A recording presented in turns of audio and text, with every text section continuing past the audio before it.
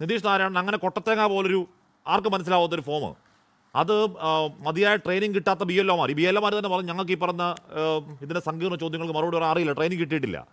എങ്ങനെങ്കിലും ഈ പണി തീർക്കാനാണ് വ്യഗ്രത. ഒരു ERO കൊടുത്ത നിർദ്ദേശമായി അറിയാൻ കഴിഞ്ഞത് 2 തവണയൊക്കെ വീട്ടിൽ പോയി നോക്കും, ആളില്ലെങ്കിൽ ഒന്നുകിൽ ആബ്സെന്റ് അല്ലെങ്കിൽ ഡെത്ത് എന്നടിച്ച് വിട്ടേക്കാനാണ്.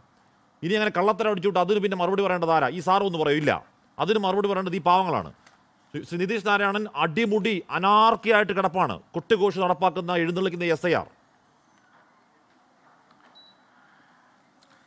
തീർച്ചയായിട്ടും ആദ്യം അനീഷ് ജോർജിൻ്റെ വിയോഗത്തിൽ ഞാൻ അനുശോചനം രേഖപ്പെടുത്തുന്നു.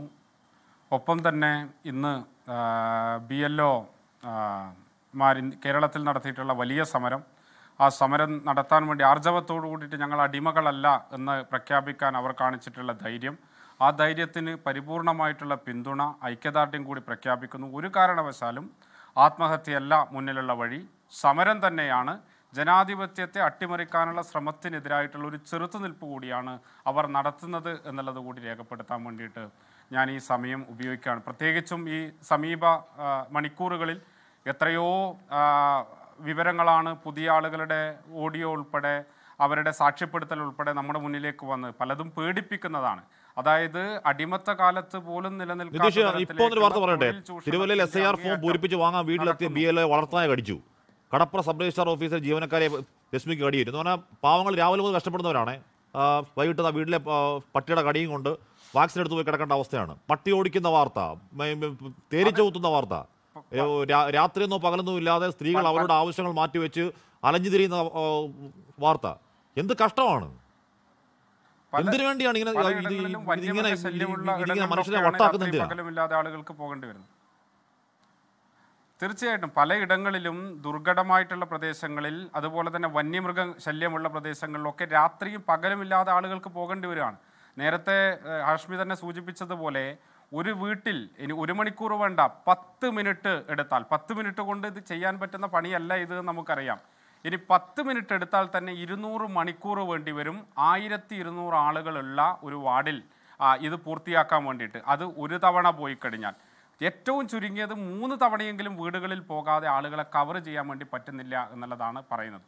ഇതിൻ്റെ ഒരു അപകടം എന്താണെന്ന് വെച്ച് കഴിഞ്ഞാൽ, ഒന്ന്, ഇന്ത്യൻ ജനാധിപത്യത്തിൻ്റെ ഒരു അടിസ്ഥാന ശിലയുണ്ട്. അത് എല്ലാ മനുഷ്യരെയും തിരഞ്ഞെടുപ്പ് പ്രക്രിയയിലെങ്കിലും തുല്യരായിട്ട് കണക്കാക്കുന്നു എന്നുള്ളതാണ്. അതുകൊണ്ടാണ് ഈ ഇന്ത്യൻ ഭരണഘടന രാജ്യത്തിന് സമർപ്പിച്ചുകൊണ്ട് അംബേദ്കർ നടത്തുന്ന പ്രസംഗത്തിൽ, അവസാനത്തെ അദ്ദേഹത്തിൻ്റെ പ്രസംഗത്തിൽ അദ്ദേഹം നൽകുന്നൊരു വാണിംഗ്, രാജ്യത്തിന് നൽകുന്നൊരു മുന്നറിയിപ്പ് എന്താണെന്ന് വെച്ച് കഴിഞ്ഞാൽ, ഇന്ത്യ റിപ്പബ്ലിക് ആവുന്നതോടുകൂടിയിട്ട് നമ്മൾ രാഷ്ട്രീയമായൊരു തുല്യത കൈവരിക്കുകയാണ് എന്നുള്ളതാണ്. അതായത് 1 man 1 vote 1 vote 1 value, ഒരാൾക്കൊരു വോട്ട്, ആ വോട്ടിനൊരു മൂല്യം എന്നുള്ളതിലേക്ക് ഇന്ത്യ എത്തിയിട്ടുണ്ട് എന്നും, എന്നാൽ ഈ തുല്യത സാമൂഹികവും സാമ്പത്തികവുമായ ജീവിതത്തിൽ ഇന്ത്യ കൈവരിച്ചിട്ടില്ല എന്നുള്ളതും, കൈവരിക്കാത്തിടത്തോളം കാലം ഇന്ത്യൻ ജനാധിപത്യ അപകടത്തിലായിരിക്കും എന്നാണ് അംബേദ്കർ പറഞ്ഞത്. അതായത് ഒരു സ്റ്റെപ്പ് മാത്രമാണ് നമുക്ക് നേടിയെടുക്കാൻ വേണ്ടി പറ്റിയിട്ടുള്ളത് എന്നുള്ളത്.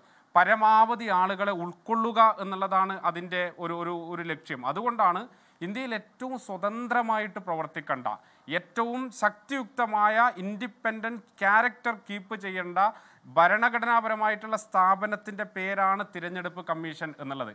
എന്നാൽ ആ തുല്യത പോലും ഇന്ത്യയിൽ ഇല്ലാണ്ടാക്കപ്പെടുന്നു എന്നുള്ളതാണ് ഇപ്പോൾ തെരഞ്ഞെടുപ്പ് കമ്മീഷൻ്റെ പ്രവർത്തനത്തിൽ വെള്ളം ചേർക്കപ്പെടുന്നതിലൂടെ ഇന്ത്യയിൽ SIRലൂടെ നടപ്പിലാക്കുന്നത്.